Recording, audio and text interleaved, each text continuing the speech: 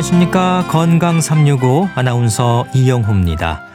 마음 건강에 문제가 신체적으로도 이상이 올 수 있죠. 우리 몸이 참 신기해서 각 기관이 따로인 듯하지만 여러 질환들로 인한 부작용이나 합병증의 위험을 생각하면 모두 연결돼 있음을 느끼는데요. 스트레스, 우울증, 우울화, 그리고 화병, 우리 마음 상태에 따라 몸의 여러 문제들로 나타날 수 있습니다. 오늘은 특히 화병을 중심으로 알아볼 텐데요. 화병은 이름대로 화가 쌓이면서 생기는 걸까요? 우울화가 치밀어 오른다, 한이 맺혔다, 많은 분들이 표현하는 답답한 마음이 화병을 뜻하는 걸까요? 깊은 호흡을 하고 가슴 한가운데를 누르기도 하고 나름의 진정법은 도움이 될까요? 화병에 대한 자세한 설명 잠시 후에 함께 하시기 바랍니다. 건강 365 이종용의 겨울나이 들으면서 시작하겠습니다. KBS 라디오 건강 365 함께하고 계십니다. 전 세계적으로 한글 병명으로 불리는 질환이 화병입니다. 스트레스와는 어떤 차이가 있을까 싶기도 한데 어르신들이 흔히 말하는 한이 맺혔다라는 표현을 생각하면 스트레스와는 좀 구분해서 생각해야 될 것 같습니다. 화병 어떻게 이해하면 될지 경희대 한방병원 여성의학센터장 황덕상 교수와 함께하겠습니다.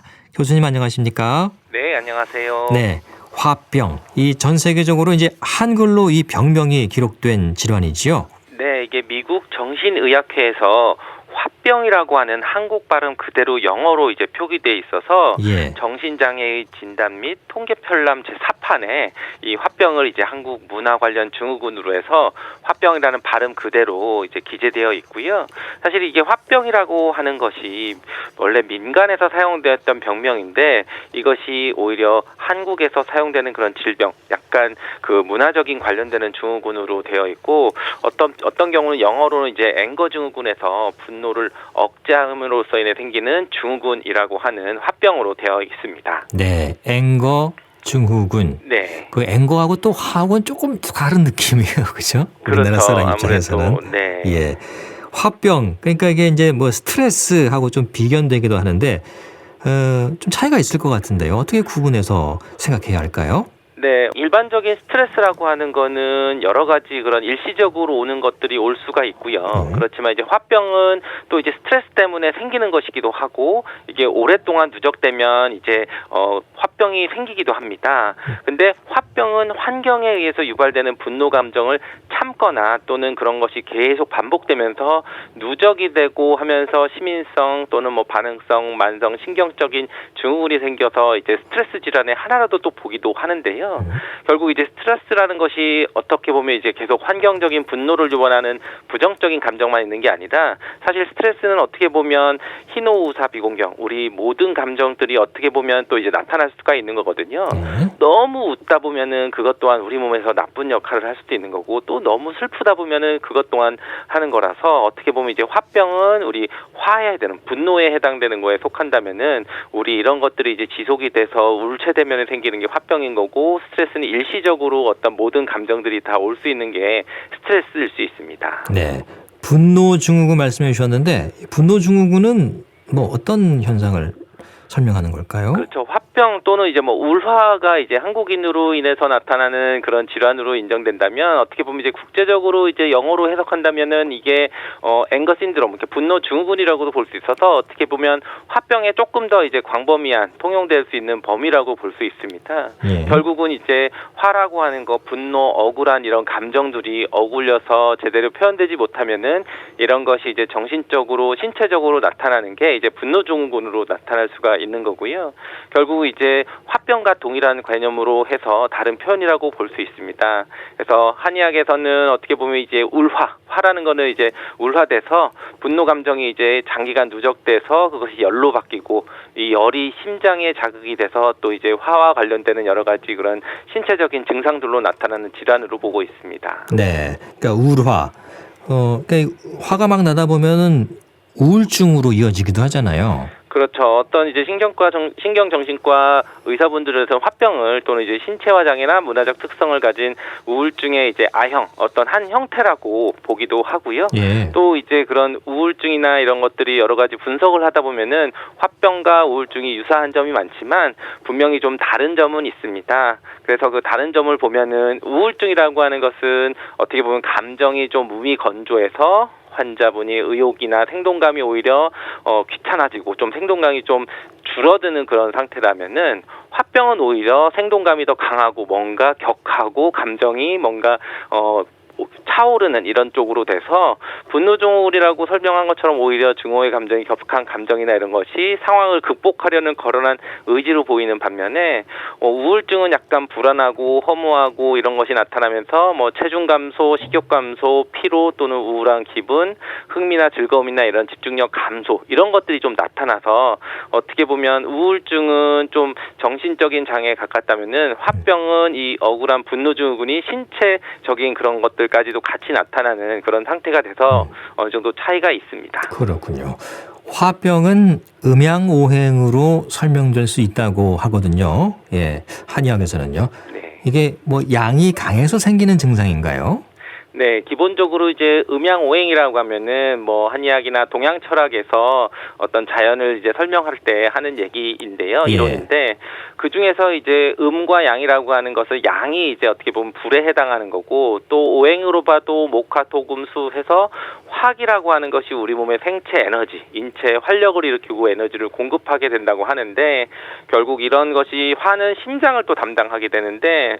우리 이런 화기가 우리 오장육부에 맞춰서 크게 뭔가 에너지, 크게 분노하고 화가 나고 이런 것들을 나타나는 것이 바로 이 불의 기운이라고도 보는 거고 이것이 좀 크게 더 문제가 돼서 병적으로 나타나서 오히려 오장육부에 영향을 미치면은 이런 여러 가지 증상, 우리가 화병의 여러 가지 증상들 신체적으로 나타나는 게 오장, 간이 문제가 있어서 한다든지 또는 뭐 신장에 문제가 있어서 한다든지 뭐 폐에 문제가 있어서 한다든지 심장에 문제가 있어서 여러 가지 그런 다른 증상으로 나타나는 그 원인으로 바로 이 음양오행의 화의 이론을 좀 해석하고 있습니다. 네, 불의 기운이네요. 네, 화하니까. 그렇죠. 네.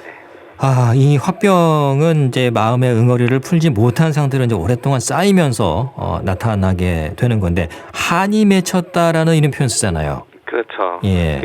한이라고 하는 환자분들이 이제 화병 환자분들이 주로 본인들이 표현을 할 때 이 화병이 분노나 또는 예전에 겪었던 억울함 또는 한이 맺혔던 이런 부정적인 감정이 오랫동안 이제 누적되어서 발달했다고 설명을 하거든요. 네. 결국 이제 이게 어떤 다른 그 육체적인 원인이 아니라 정신적인 분명히 한이 쌓이는 그런 원인들이 반복돼서 오는 그게 억울하다 이런 쪽으로 해서 계속이 나타나서 결국 어떤 환경이나 상태나 이런 것들이 계속 반복이 돼서 오는 그런 신경인적으로 와서 그걸 뭐든지 참고 견디려고 하다가 그것이 적절히 해결되지 못하는 것이 6개월 이상 계속 또는 몇 년 동안 지속이 되면서 그런 것이 또 오히려 개인 성격상에 속상하거나 억울하거나 뭐 분함이나 화남이나 이런 감정적으로 풀지 못하기 때문에 이 화병이 생기는 것으로 보고 있습니다. 예.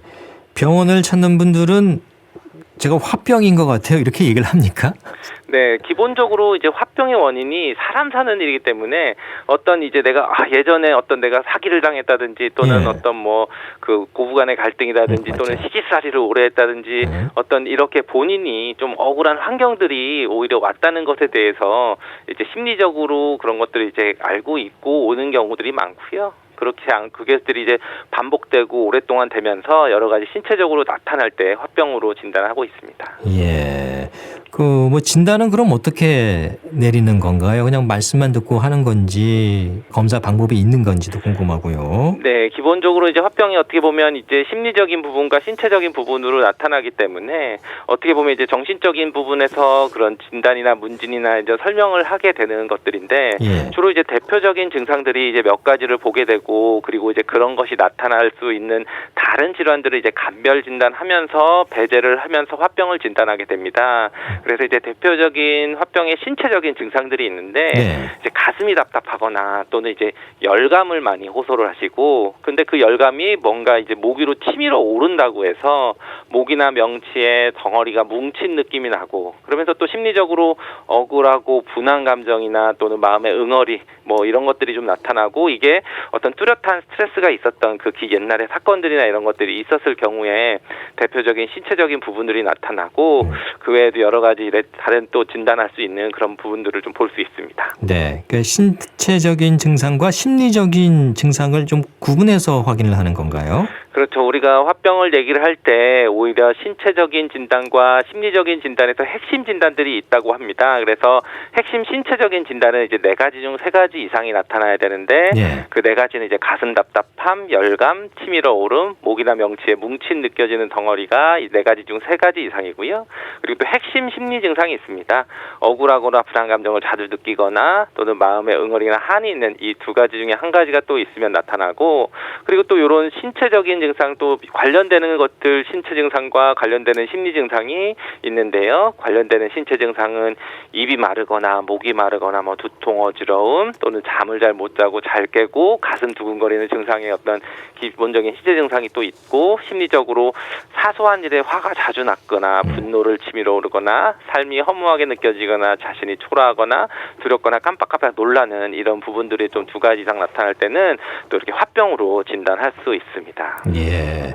그 문진 형식으로 이렇게 답하는 걸 듣고서 판단을 하시는 건가요? 네, 아무래도 이런 본인이 이제 표현하시는 그런 증상들에 대해서 여러 가지 이제 들어보면서 그런 상태에 대해서 확인하게 되는 거고, 그리고 이제 이런 문진들을 할 때 기본적인 진단 도구로 화병 면담 검사들도 있습니다. 그래서 뭐 7가지 항목의 어떤 진단 기준이 있는데 그런 것을 문진을 하면서 체크를 하게 되고, 또 이제 화병이 약간 심리적인 부분도 있기 때문에 또 구조화된 임상 면담 기법이라든지 또는 화병 척도들이 좀 개발이 되어 있어서 이런 진단 도구들을 같이 쓰면서 또 신체적으로도 우리 이제 명치나 이런 데에 좀 눌러서 아프거나 통증이 있고 할 때 오히려 이제 화병에 대한 진단 검사를 하게 되고 더불어 어떤 이제 정신적인 다른 질환이 있는지 정신 진단할 수 있는 그런 설문 진단이나 이런 것들도 병행을 하면서 좀 더 구체적으로 감별을 해야 되는 경우도 있습니다. 예.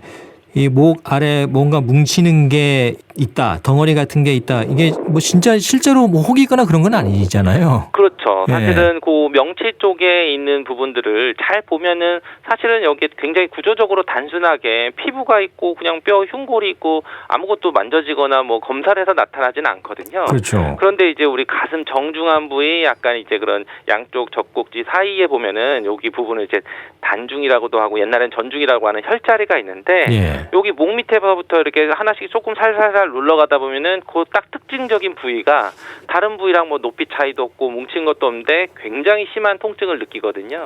바로 누르면 그 혈자리가 어떤 이런 정신적인 스트레스를 받고 있다 또는 화병을 진단하는 진단점도 되고 또 이게 압통을 좀 약간 침을 놓거나 좀 약간 살짝 지압을 해주면은 좀 완화되는 것도 있어서 약간 치료점으로도 볼 수 있어서 특징적으로 그 화병이 있는 분들은 그 부분 우리가 보통은 가슴 답답하거나 할 때 이렇게 명치를 이렇게 치잖아요. 가슴을 그 막 부위에, 치죠. 예. 그렇죠. 그 부위에 해당하는 그런 전중이라는 혈자리가 있어서 그런 부분이 바로 이제 좀 우리 화병을 진단할 때도 활용을 하고 있습니다. 예. 뭐 눈에 보이는 어떤 뭐 혹이라든가 이런 게 있는 건 아니지만은 그렇죠. 예, 그게 혈자리가 있는 자리거든요, 거기가. 그렇죠. 한의학에서는. 그래서 그러니까 가슴을 치게 되고. 맞습니다. 그리고 그 위아래로 봐도 뭐 더 다른 차이도 없고 뭐 특별히 뭐 상처가 있거나 그러지 않아도 특정 딱 부위가 되면 굉장히 아픈 점을 많이 느낄 수 있고 뭐 세게 누르지 않아도 심지어 손도 못 대게 하시는 심한 분들도 있습니다. 그래요? 네. 아하.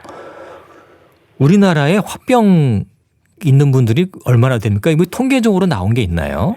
네, 기본적으로 이제 연구에 따라서는 그런 화병에 대해서 진단되고 통계되는 그런 나와 있는 유병률이 있는데요. 예.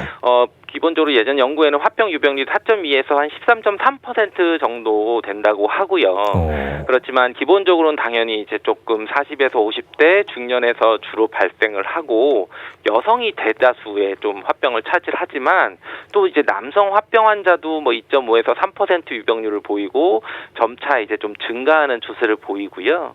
결국 이제 화병은 이제 또 바로 나오자마자 오는 게 아니라 또 참고 하다가 어떻게 보면 병원을 내원하는 시기가 40에서 50대에 주로 나타나서 어떻게 보면 또 호전과 악화가 반복되면서 좀 지속적으로 나타날 수도 있고 또 이제 연령대에 따라서도 좀 다르게 나타나는 것을 볼 수 있습니다. 주로 여성에게 많이 나타나는 것은 남성들이 속을 많이 썩여서 그런 걸까요? 갱년기 증상하고도 연관이 있을까요, 이게? 그렇죠. 기본적으로 뭐 예전에는 이제 갱년기 증상하면 거의 화병과 동일시됐었죠. 어떻게 보면은 갱년기 때 나오는 증상들이 다 억울하고 내가 그동안 왜 살았나, 뭐 그렇죠. 내가 한계 있는데 지금 뭔가 뭐 그런 것들에 이제 빈둥지중은처럼 되어 있고 주로 이제 여성 진화로 파악됐었죠. 그런 것들은 뭐 당연히 이제 그런 우리 사회적으로 어떤 그 가부장적인 사회를 살고 또는 뭐 시집살이라든지 여러 가지 여성들의 그런 활동들이 좀 맞습니다. 제한돼 있을 때들이 예. 좀 누적이 되면서 그때 이제 젊을 때 이제 좀 억울했던 부분들이 이제 갱년기 화병으로 이제 같이 나타나는 경우들도 많지만 요즘에서는 이제 또 갱년기 중에서는 화병의 비율들이 좀 줄고 다른 갱년기 증상의 여러 증상들이 오히려 조금 더 부각되는 그런 상황을 좀 볼 수 있습니다. 네. 젊은 층들도 요즘 뭐 화병을 호소하는 사람들이 있습니까? 그렇죠. 기본적으로 이제 남성 화병은 유병률이 있지만 남성 화병은 주로 이제 그 40대에 많다는 그런 연구도 있거든요. 네. 여성들은 뭐 50대, 60대에서 많은데 남성은 40대에서 많고 또는 요즘에 젊은 사람들은 오히려 남녀가 좀 비슷한 비율로 나타난다고 하는 것도 있거든요. 네. 결국 이제 40대 남성의 경우는 여성에서 3배가 되지만 10대에서는 거의 남녀가 비슷하게 화병의 증상들이 있다고 하는데 이런 것은 이제 당연히 또 젊은 남성들이 오히려 뭐 학업이나 취업이나 또는 뭐 군입대나 여러 가지 스트레스나 이런 것들이 현실적으로 이제 겪게 되는 것들이 이제 여성과 어떻게 비슷하게 많이 좀 스트레스를 많이 받고 화병으로 나타나는 것으로 볼 수 있습니다. 네. 젊은 층도 이 화병에는 예외가 없을 것 같습니다. 네. 그 화병으로 인해서 좀 더 위험해질 수도 있을까요? 네, 기본적으로 이제 화병이 나타나는 여러 가지 신체적인 것들이 나타났을 때 특히 이제 가장 그 연관성 있는 질환들이 이제 소화기 질환들이거든요. 특히 이제 뭐 스트레스성 위궤양이라든지 또는 뭐 변비와 설사가 오가는 뭐 과민성 장 질환이라든지 또는 아주 좀 심해서 궤양으로 해서 출혈 같거나 장출혈 이런 것들은 굉장히 좀 심각한 문제가 좀 될 수도 있는 거고요. 예. 그리고 또 뭐 두통이나 뭐 긴장성 두통, 편두통 이런 것들이 이제 또 원인을 알 수 없이 또 심하게 오는 경우들도 있고 또 이런 것들과 마찬가지로 스트레스 호르몬이 또 과하게 돼서 면역 기능이 항진돼서 뭐 자가 면역 질환이 생길 수도 있고 또 심혈관 계통 질환이라든지 또는 뇌혈관 질환이라든지 이런 좀 치명적인 위험도 있기 때문에 어떻게 보면 화병을 참기보다는 미리 진단을 하고 좀 적절한 치료를 받는 것이 좋습니다. 예. 화병으로 고생하시는 분들하고 그 한의학의 체질하고도 연관이 있습니까?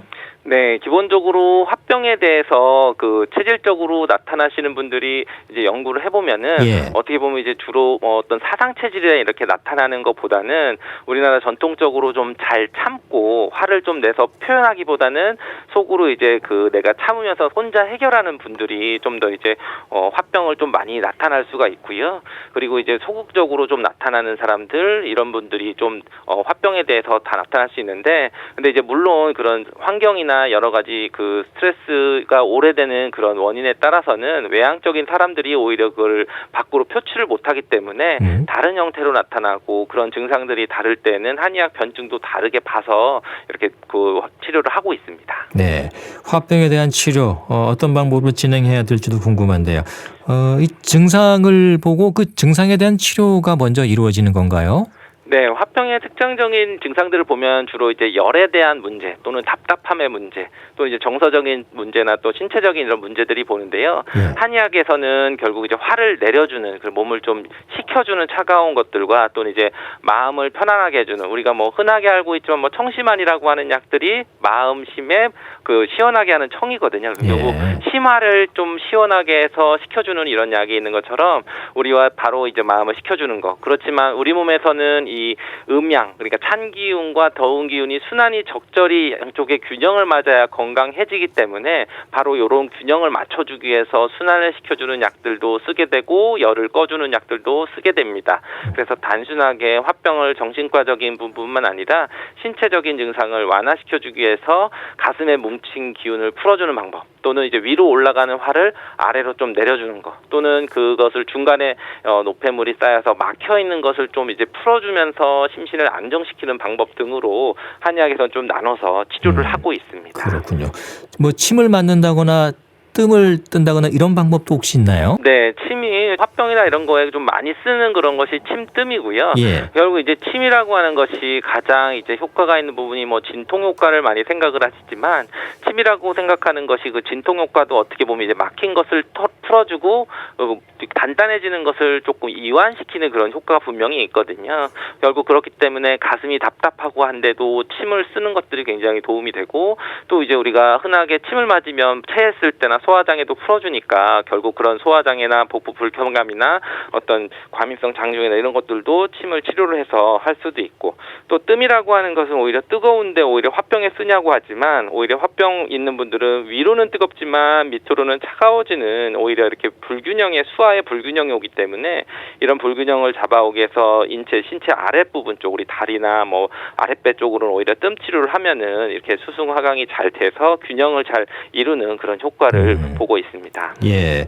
한약이 처방된다고 말씀해 주셨는데 증상에 따라서 처방되는 약재가 좀 다른가요? 어떤 약재가 처방됩니까? 네, 뭐 처방들을 다 말씀드리기보다 어떤 약재를 주교적으로 말씀드리면은, 결국 우리가 이제 막힌 것을 뚫어주고 기를 잘 돌리게 하는 것으로 가는 경우이기 때문에, 기혈의 통로에 담음이라고 하는 찌꺼기가 있으면은 그것을 이제 없애주는 바나나, 진피 같은 약재를 쓰고, 또 기운이 너무 없는 경우는 당기나 숙지향이나 이런 것들로 해서 기운을 보충해주는 것도 쓰고, 마음이 불안하거나 초조한 경우는 또 이제 백복신이나 원지, 석창포 등처럼 마음을 좀 안정시켜줄 수 있는 약재를 좀 가감을 하면서 그런 변증에 따라서 치료를 하고 있습니다. 네, 순환을 잘 되게끔 해주고 또 균형을 잘 맞추는 게 또 이 처방의 핵심이 될 것 같습니다.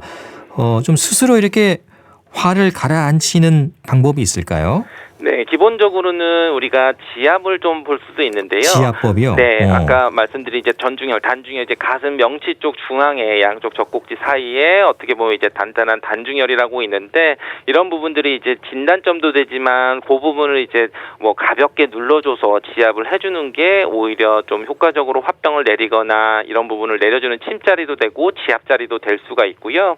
그리고 우리가 화기를 담당하는 것은 이제 손바닥 중앙에 이제 소부열이라고 하는 자리가 있는데, 이 자리가 또 심장에 화를 꺼주는 거기라서 어떤 소부열 자리는 설명드리기 어렵지만 이제 손바닥 중앙을 이제 꼭꼭꼭꼭 눌러줘서 그 손바닥 중앙에 있는 뼈 사이사이를 좀 꼭꼭 눌러주면은 거기에 이제 소부열이나 노궁열이나 하는 자리들이 있는데, 그런 것들도 좀 긴장되는 것을 좀 풀어주고 오히려 화를 내려줄 수가 있는 자리이기도 합니다. 예.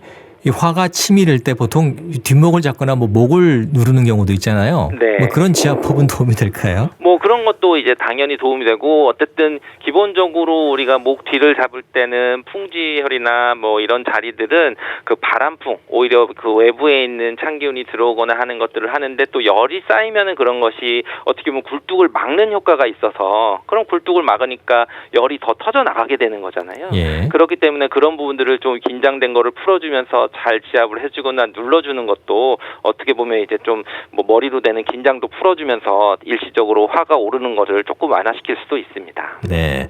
또 화가 쌓인 분들을 보면 길게 한숨을 쉬는 경우도 있잖아요. 하고 이렇게. 네. 이런 호흡법이라는가 그런 것들도 도움이 될 수 있을까요? 네, 맞습니다. 그런 화병에 대해서 어떻게 보면 이제 그런 한숨을 쉰다고 하는데, 한숨을 쉬는 게 그 행위 자체를 보면 어떻게 보면 이제 횡격막부터 우리 흉곽에 있는 그런 그 갈비뼈 사이사이에 있는 그런 그 인터코스탈 그 근육이라고 하는 그런 부분들을 이완시키는 것들이거든요. 결국 이제 우리가 화병이 오고 화가 쌓이거나 하면은 그 화가 터져나가기 위해서 쌓여서 위에 있는 상체 쪽으로는 굉장히 굉장히 딱딱하게 굳어서 그걸 못 발산하는데 오히려 그런 호흡을 해서 한숨을 크게 쉰다든지 우리가 달리기를 할 때 뭐 소리를 크게 지른다든지 또는 큰 소리로 노래를 부른다든지 하는 것들이 어떻게 보면 이제 횡격막부터 그런 상체에 있는 근육들을 이완시키는 거고요. 만약에 이제 그 정도가 아니면은 편하게 누워서 하는 이제 근육 이완법이 있는데 편하게 누워서 손이나 뭐 이마나 눈이나 우리 발가락부터 4초씩 긴장을 했다가 이완을 시켜주고 하는 것들을 꾸준히 하는 것도 어떻게 보면 화병을 좀 완화시킬 수 있는 그런 좋은 근육 이완법일 수 있습니다. 네. 뭐 저희 어머니도 그렇습니다만 이 화병, 내가 좀 화병 난다고 말을 되뇌이면서도 아유, 그냥 내가 뭐 참고 말지 이러는 경우도 있거든요. 네. 이 참으면 안 될 것 같은데요. 그렇죠. 기본적으로 이제 화병을 제일 예방할 때 좋은 방법이 뭐냐고 물어보시는 분들이 많은데요. 예. 사실 이제 뭐 스트레스라는 것은 사람마다 처리할 수 있는 능력도 다르고 다 뭐 스트레스 받는 원인도 다르지만 하나 확실한 것은 스트레스를 받거나 화가 날 때 화를 잘 내는 거. 그러니까 우리가 참지 말고 이것을 표현하지 않고 그냥 혼자 삭히는 것보다는 물론 이제 그게 급발적으로 너무 이제 그 폭발적으로 이렇게 화를 내거나 할 때는 일단 스톱을 하지만 그 이후에 오히려 적절히 정제된 방법으로 화를 잘 내는 것이 오히려 화병을 예방할 수 있는 가장 좋은 비결입니다. 네. 가족이나 주변의 배우자나 이런 분들도 내가 화병 있어 옆에서 얘기하면은 도움을 줄 수 있는 말이 있을 것 같아요. 네. 이게 화가 쌓이는 거니까. 예. 그렇죠. 우리가 기본적으로 이제 화라고 하는 것은 한마디로 스트레스를 잘 풀자. 우리가 혼자서 내가 참아서 해결하는 게 아니라 그 스트레스나 화는 나눠질 때 오히려 풀어지고 소통을 해야 내 몸에서 기운이 잘 돌아야 그렇죠. 화병이 없는 것처럼 예. 이게 나와 상대방이 같이 또 순환을 또 하는 것이 바로 한의학에서 얘기하는 천인상의 수교, 자연과 내가 적응해서 살아가는 방법일 수도 있고 주변에 있는 사람 사이에서 생기는 인사, 그러니까 사람과 사람 사이에 있는 인사를 잘 풀어줘야 오히려 화병을 예방할 수 있습니다. 예. 사실 말 이게 돈 크게 드는 거 아니잖아요. 네, 맞습니다. 예. 약보다도 어떤 뭐 치료 방법보다도 이런 따뜻한 말 한마디가 오히려 이런 화병에 더 큰 치료제가 될 수 있을 것 같다는 생각이 드네요. 자, 오늘 말씀은 여기까지 듣겠습니다. 고맙습니다. 감사합니다. 네, 지금까지 경희대 한방병원 여성의학센터장 황덕상 교수였습니다.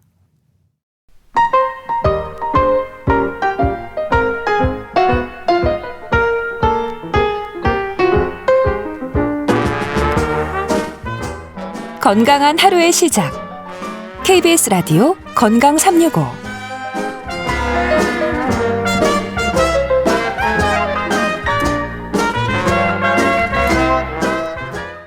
KBS 라디오 건강 365 함께하고 계십니다. 주말의 건강 책 정보 북컬럼니스트 홍순철 씨 오늘도 함께하겠습니다. 어서 오십시오. 네, 안녕하세요. 네, 먼저 우울을 말할 용기 오늘 소개해 주실 책 제목입니다. 우울하면은 이 말 자체에 좀 무겁고 말 자체가 좀 우울해요. 사실. 그렇죠. 예. 정말 우울을 얘기할 때 용기가 필요한지 모르겠습니다. 그렇습니다. 우리가 우울하다라는 표현 자체가 사실 우리나라 사회에서 특히 이제 터부시되는 표현이기 때문에 네. 그동안 먼저 말을 꺼내는 게 상당히 좀 불안하고 두려웠는데요. 오늘 소개해드린 책 제목이 먼저 우울을 말할 용기인데요. 사실 이런 책을 만나면 좀 마음이 좀 편안해집니다.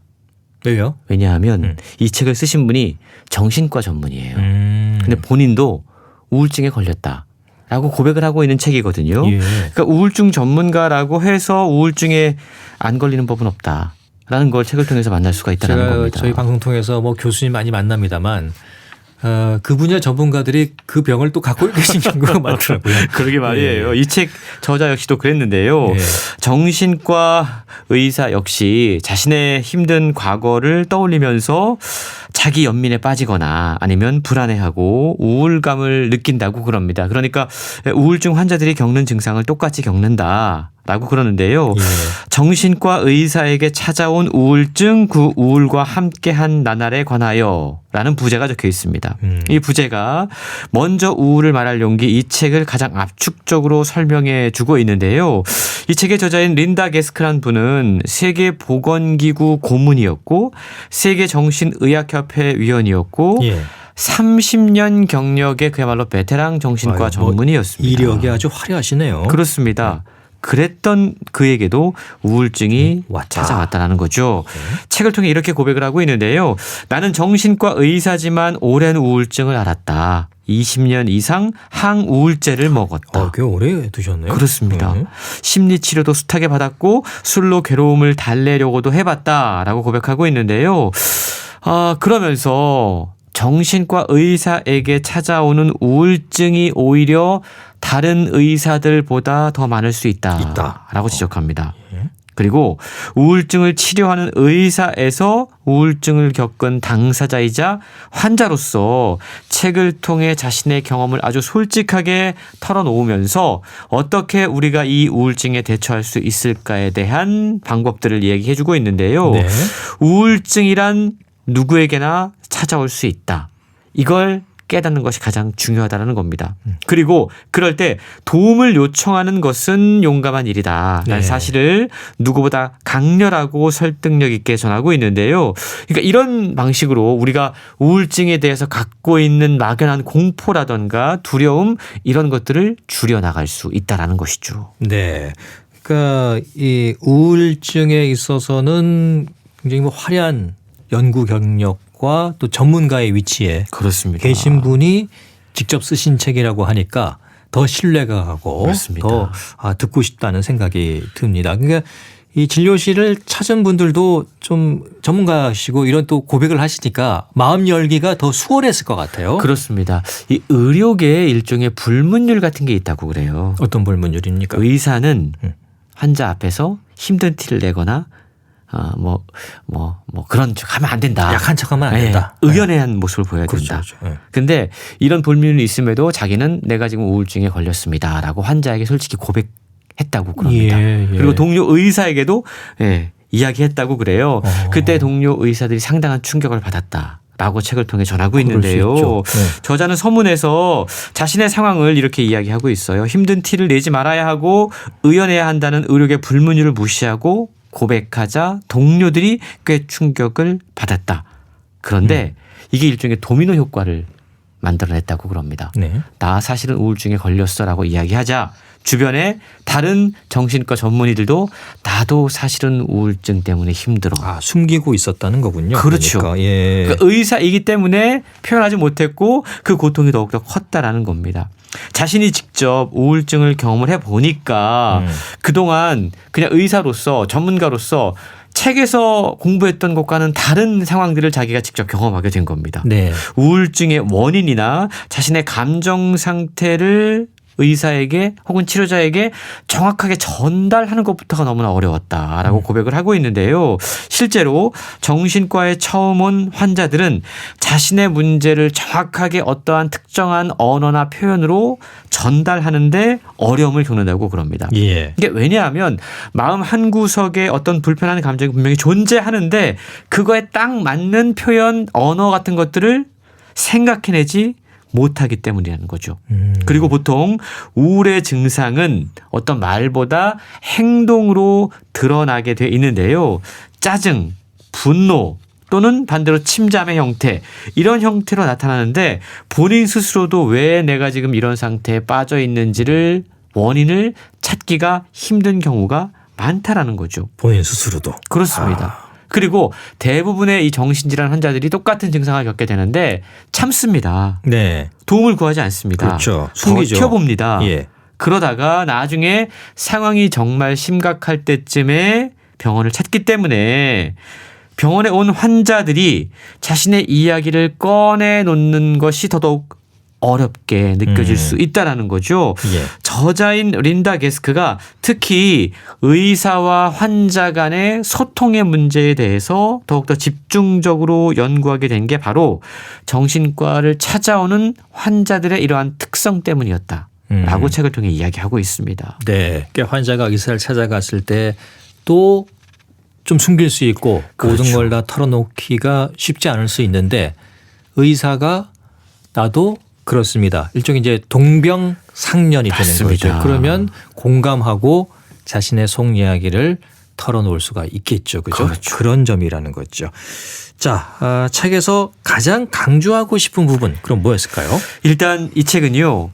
전문의로서 의사로서 환자들에게 어떻게 하면 우울증을 치료할 수 있을까를 이야기하는 책이 아닙니다. 아니다. 예. 그럼 뭡니까?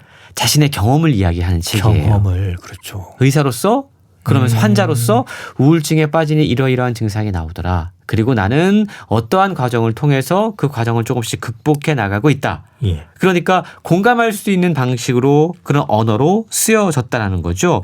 내담자로서 자신이 받았던 상담, 그리고 정신과 의사로서 자신이 환자들에게 행했던 상담, 이 두 가지 상담이 모두 소개가 되고 있는데요. 네. 그러니까 어찌 보면 서로 다른 상이한 관점이 지금 책이 한꺼번에 소개가 되고 있다는 거죠.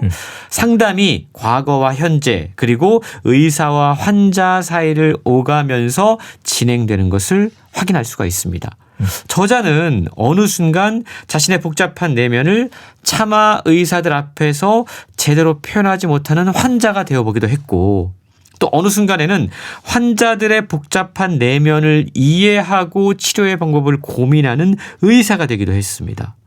그가 우울증을 겪을 때 겉으로 드러나는 행동들은 일에 대한 집착 또는 사람에 대한 집착, 중독, 강박 이런 것들이었다고 그럽니다. 예. 그러니까 우울증의 증상이 상당히 다양하게 나타날 수 있는데 저자는 어떤 것에 대한 강박, 중독으로 나타났다고 그래요.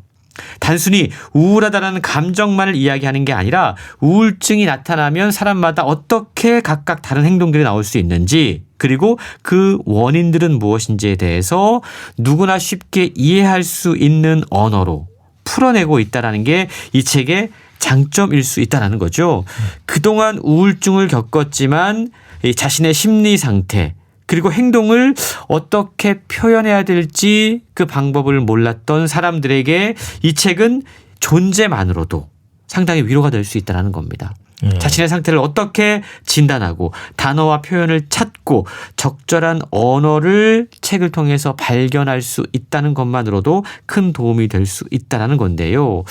저자는 자신 스스로 우울증을 겪어봤기 때문에 환자들이 말로 제대로 표현하지 못하는 요동치는 감정을 꿰뚫어 볼 수 있었다고 그럽니다. 예. 무엇보다 중요한 건 우리가 보통 요즘 정신과 병원에서 우울증이나 어떤 그러한 증상들을 뇌질환 또는 어떤 호르몬 질환으로 보고 그에 맞는 약 처방하는 것을 천편일률적으로 가장 선호하지만 저자는 그것보다는 그 사람들의 이야기를 들어줘야 된다고 이야기해요. 예. 왜냐하면 증상은 똑같지만 원인이 다를 수 있기 때문이라는 거죠.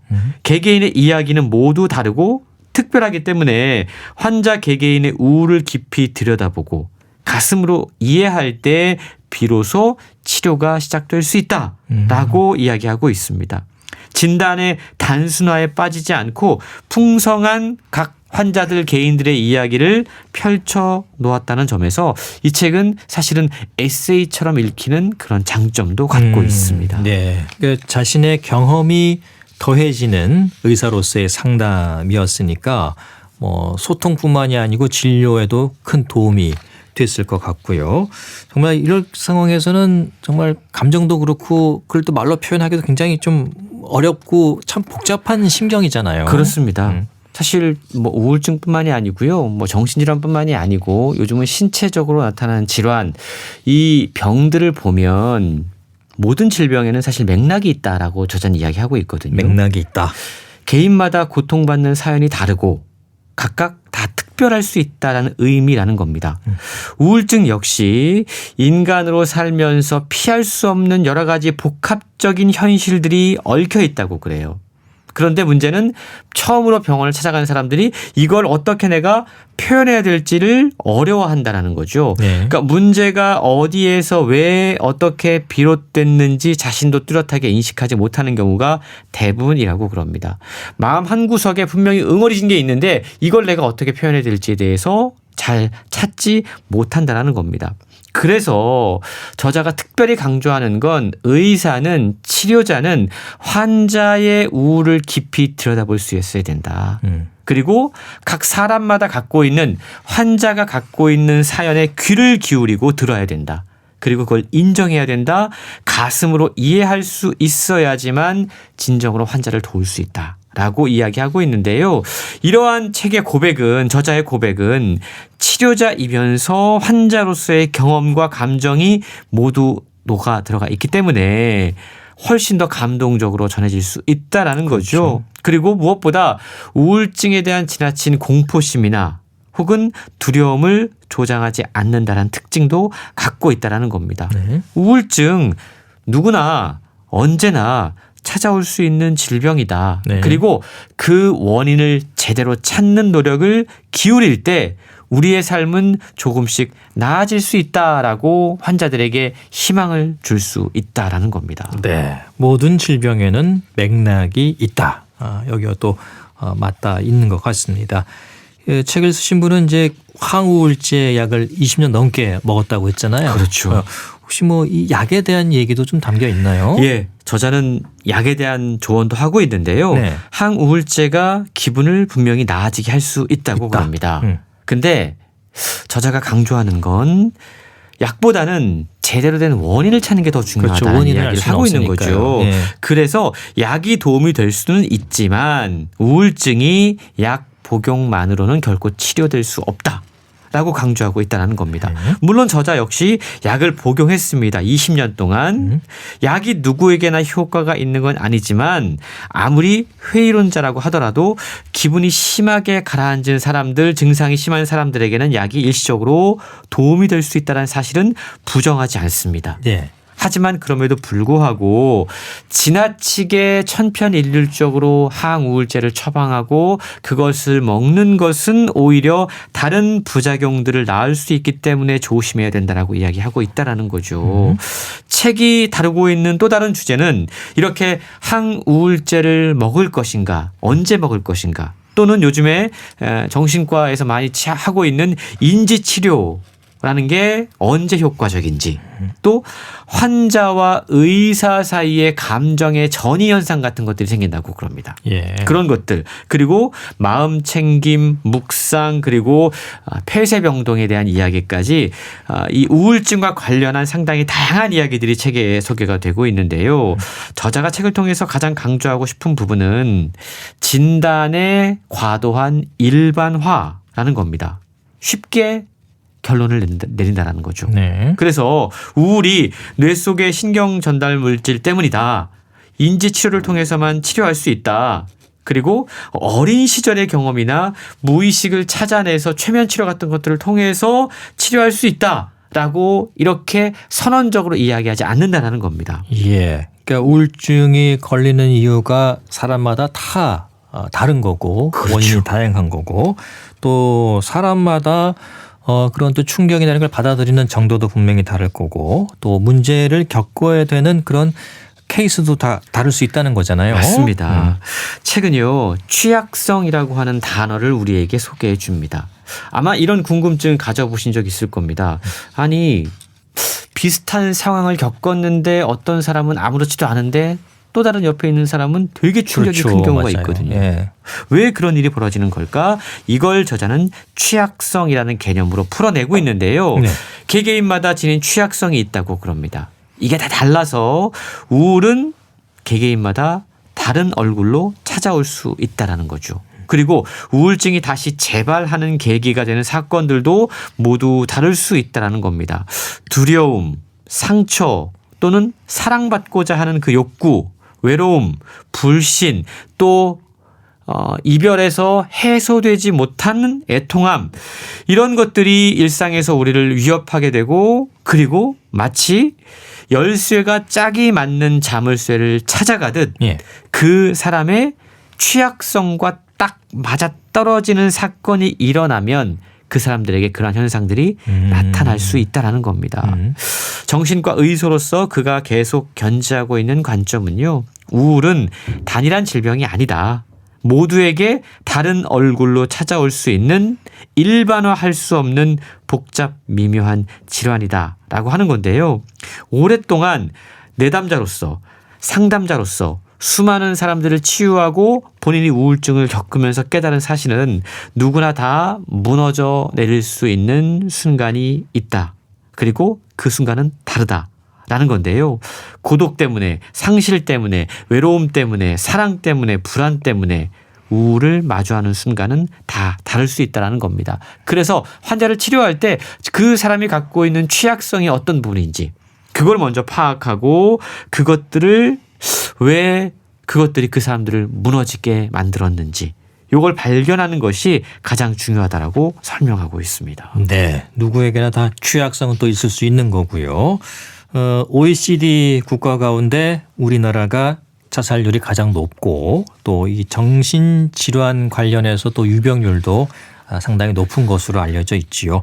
정신건강 의학과 전문의가 또 쓴 책이고 자신의 경험을 또 바탕으로 쓴 책이기 때문에 더 가깝게 다가올 수 있을 것 같습니다. 그렇습니다. 저자는 영국 분인데요. 예. 한국의 상황을 지적하고 있습니다. 한국 앞서 얘기합니까? 말씀하셨던 아하. 그 부분이요. 예. 한국이 자살률이 경제협력개발기구에서 가장 높다. 책에 이 부분을 지적하고 있습니다. 그만큼 지금 가장 한국이 취약하다라는 거죠. 예. 한국을 비롯한 세계 여러 지역에서 정신질환에 대한 편견이 아직도 상당히 강하다라는 맞습니다. 부분도 지적하고 있는데요. 그러면서 난 괜찮다라고 버티지 말고 자신에게 맞는 의사나 전문가를 적극적으로 찾아서 조언을 구하는 것이 필요하다라고 이야기합니다. 이 표현이 저는 되게 가슴에 와 닿았는데요. 우울증은 마치 벌레가 사과 속을 파먹듯이 우리 영혼 속을 파먹는다고 그럽니다. 자아 정체감을 좀 먹고 결국 살아갈 이유를 빼앗는다는 거죠. 물론 전문가를 찾아서 의학적인 도움을 받는 것도 중요합니다. 하지만 그것과 동시에 자신이 어떤 노력을 기울이는 것 역시 우울증 치료에 필수적이다라는 점을 책은 이야기하고 있는데요. 네. 문제가 무엇인지 스스로 자각을 하고 또 나름대로 내가 지금 어떤 나쁜 습관이나 나쁜 생각을 하고 있다면 그것들을 다스릴 수 있는 방법을 찾는 것이 필요하다. 명상, 마음챙김, 종교, 저자 역시도 자신의 경험을 토대로 이러한 것들이 큰 도움이 됐다는 사실을 밝히면서 무엇보다 누군가와 진정으로 마음을 나누고 대화를 할 수 있다는 것, 그것만큼 우울증 치료에 가장 효과적인 치료제는 없다라고 네. 이야기하고 있습니다. 네, 뭐 우울한 감정은 누구나 조금씩 다 가질 수 있고 그게 또 심각할 수도 있고 뭐 그런 그렇죠. 경우가 있겠습니다만 오늘 소개해 주신 먼저 우울을 말할 용기는 한 번쯤 누구나 한번 또 접해봤으면 좋겠다라는 생각이 드는 책이었습니다. 자, 북칼럼니스트 홍순철 씨와 함께했습니다. 고맙습니다. 고맙습니다. KBS 라디오 건강 365 김경호의 나를 슬프게 하는 사람들 들으면서 모두 마치겠습니다.